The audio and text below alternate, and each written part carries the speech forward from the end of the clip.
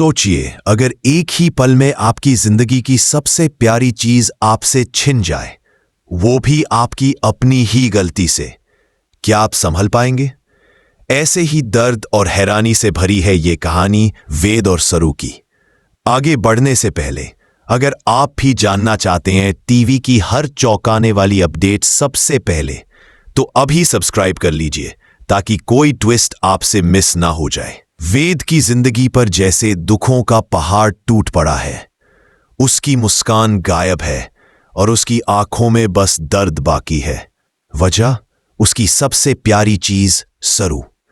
वेद और सरू की कहानी अब एक ऐसे मोड़ पर पहुंच चुकी है जहां सब कुछ उलझ गया है। सरू ने तो अपने हक के लिए आवाज उठाई, लेकिन किसे पता था कि उसकी ये हिम्मत उसे अपनी खुशी से दूर कर देगी।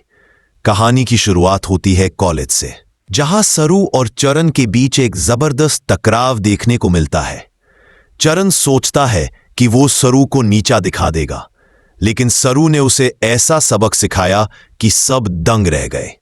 और इसी वजह से तारा यानी वेद की मां सरू से बहुत इंप्रेस हो जाती है। उसे लगता है कि सरू जैसी बहादुर लड़की उसके बेटे की जिंदगी में खुशियां भर देगी। यहां से शुरू होती है गलत फहमियों की लड़ी। सरू जब चरण को सबक सिखाकर घर लौटती है तो उसकी हालत बहुत खराब होती है। तारा की सहेलियां उसे देखकर हैरान रह जाती हैं, क्योंकि उन्हें यह पता ही नहीं कि वह उसी घर की बहू है।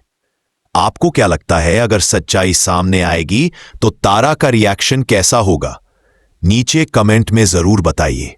और हां, अगर अब तक आपने सब्सक्राइब नहीं किया तो कर लीजिए, क्योंकि आगे जो होने वाला है वो वाकई दिल हिला देने वाला है। अब कहानी में आने वाला है एक बड़ा ट्विस्ट। सरू, जो पहले सबकी नजरों में गिर गई थी, अब अपने हाथों से कुछ ऐसा कर दिखाएगी कि हर कोई उसकी तारीफ करेगा। वह बनाएगी इतना टेस्टी खाना कि सब उंगलियां चाटते रह जाएंगे। तारा भी सरू की तारीफों के पुल बांध देगी। लेकिन यह खुशी ज्यादा देर टिकने वाली नहीं है, क्योंकि अगला मोड़ है दर्दनाक हादसे का। हाँ दोस्तों, कहानी में अब आने वाला है ऐसा झटका जो सबको हिला देगा। इस हादसे में जान जाएगी किसी ऐसे इंसान की जिससे वेद सबसे ज्यादा प्यार करता है। वेद की दुनिया दो लोगों से सजी है, उसकी मां तारा और उसकी पत्नी।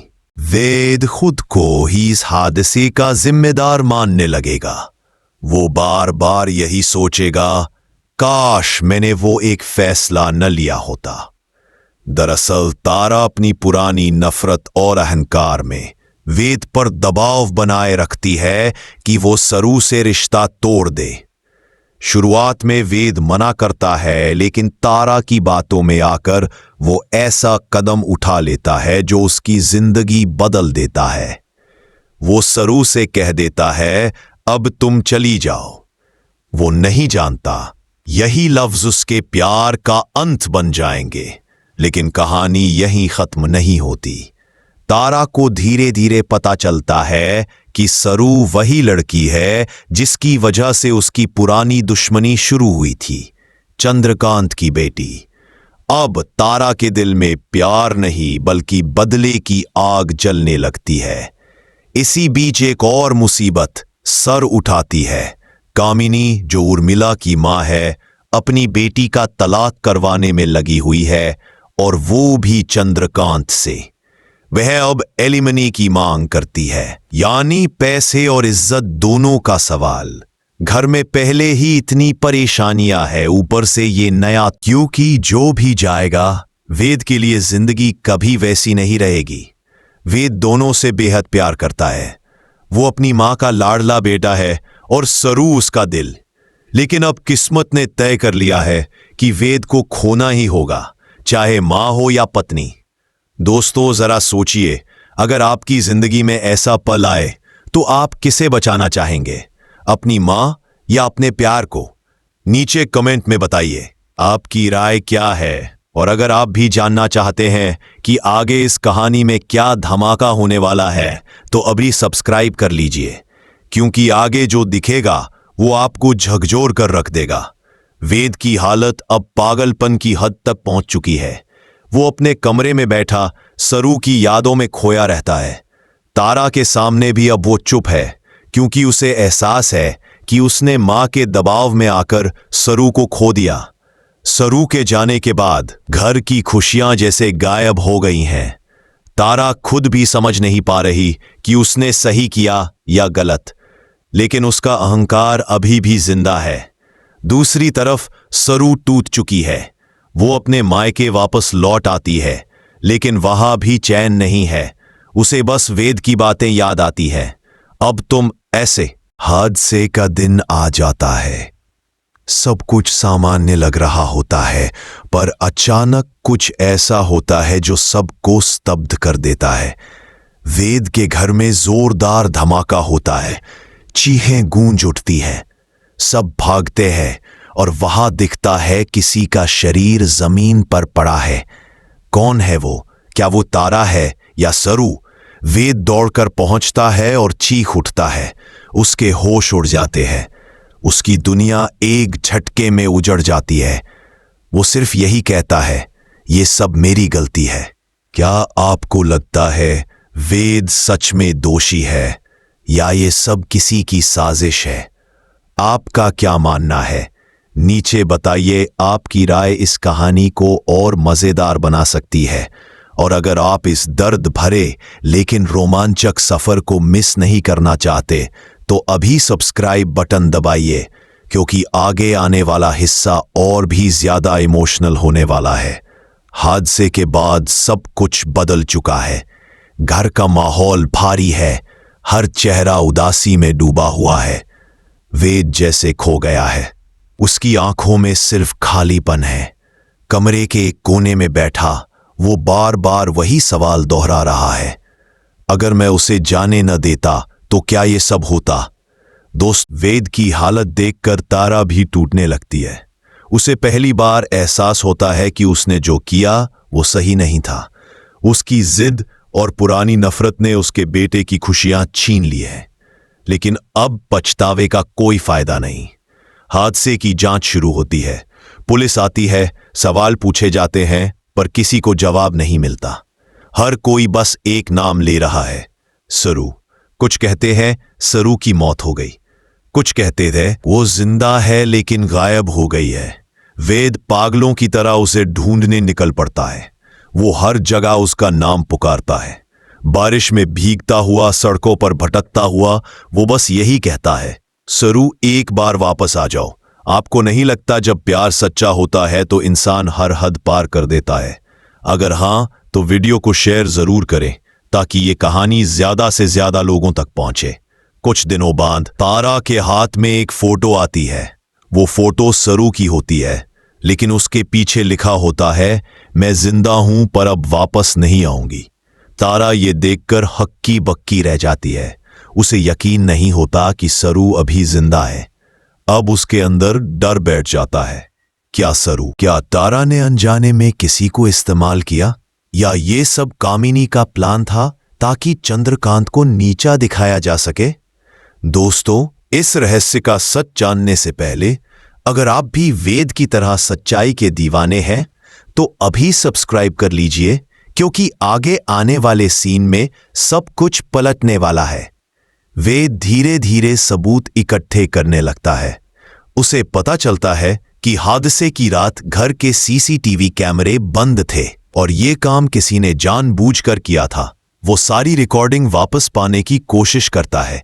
एक दिन उसे एक अधूरी क्लिप मिलती है जिसमें एक औरत किसी को धक्का दे रही होती है। क्लिप अधूरी है, चेहरा साफ नहीं दिखता, लेकिन वेद के दिल को झटका लगता है क्योंकि वो पहचानता है वो आवाज वो उसकी मां तारा की थी। वेद की आंखें फटी की फटी रह जाती है। वो सोच भी नहीं सकता कि उसकी मां इस हादसे में शामिल हो सकती है। उस रात वेद मां से सवाल करता है, मां, आपने ऐसा क्यों किया?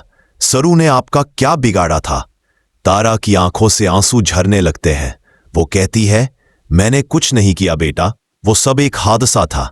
मैंने उसे धक्का नहीं दिया। वो घर छोड़ देता है। कहानी अब उसे ले जाती है एक नए शहर में, जहां वो सरू की तलाश जारी रखता है।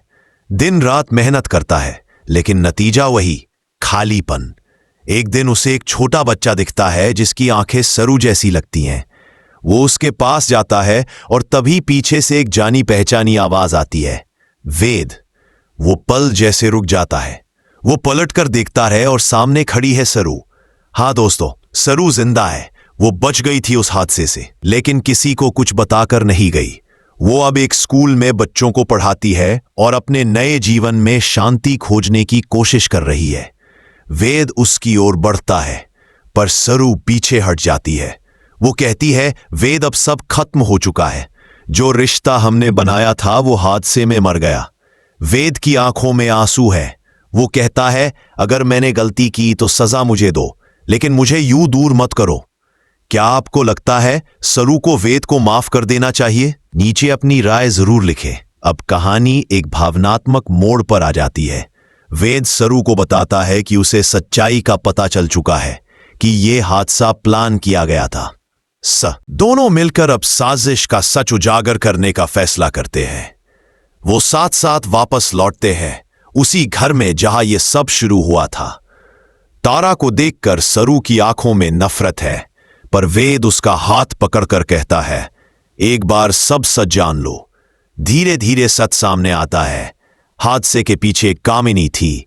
हाँ, वही कामिनी जिसने अपने पति चंद्रकांत से बदला लेने के लिए यह सब रचा था। उसने तारा को बदनाम करने और सरू को हटाने का प्लान बनाया था ताकि दोनों परिवार टूट जाएं। जब यह सच्चाई सामने आती है तो सब स्तब्ध रह जाते हैं। तारा, जो खुद को दोषी मान रही थी, अब टूटकर रो पड़ती है। वो सरू के पैरों में गिरकर माफी मांगती है। वेद अपनी मां को गले लगाता है और कहता है, अब बस सब खत्म करें, हमें फिर से एक होना होगा। सरू कुछ देर तक चुप रहती है, फिर कहती है, कभी कभी रिश्ते टूटी चीजों की तरह होते हैं, लेकिन अगर प्यार सच्चा हो तो उन्हें जोड़ा जा सकता है। और इसी के साथ कहानी का रंग बदल जाता है। घर में फिर से रोशनी लौटती है, लेकिन पुराने जख्मों के निशान हमेशा रहेंगे। दोस्तों, ये कहानी सिर्फ एक ड्रामा नहीं। अपनी राय कमेंट में जरूर दें, और अगर ये कहानी आपको छू गई हो तो लाइक और शेयर जरूर करें ताकि और लोग भी इससे कुछ सीख सके। और हाँ, सबसे जरूरी बात, ऐसे ही और भी इमोशनल और ट्विस्ट भरे ड्रामे सबसे पहले देखने के लिए अभी सब्सक्राइब कर लीजिए, क्योंकि अगला भाग होगा और भी ज्यादा रोमांचक। कहानी का तूफान अब थमने लगा है, लेकिन उसकी गूंज अभी भी सबके दिलों में बाकी है। सरू, वेद और तारा, तीनों की जिंदगी जैसे फिर से जीने की कोशिश कर रही है, मगर बीते हुए जख्म अब भी ताजा है। दोस्तों, अगर आपने अभी तक सब्सक्राइब नहीं किया है तो कर लीजिए, क्योंकि इस कहानी का तीसरा भाग सबसे ज्यादा इमोशनल और सोचने पर मजबूर करने वाला है। कुछ हफ्ते बीत चुके हैं, घर में अब शांति है, लेकिन तारा के मन में अपराध बोध का समंदर उमड़ रहा है। वह हर रोज सरू के कमरे के सामने जाकर रुकती है, मगर अंदर जाने की हिम्मत नहीं जुटा पाती। सरू भी जानती है कि तारा अब पहले जैसी नहीं रही, पर दिल अभी भी दर्द से भरा है। वेद अब अपनी मां और पत्नी दोनों को फिर से जोड़ने की कोशिश कर रहा है। वो दोनों से कहता है, अगर हम एक दूसरे को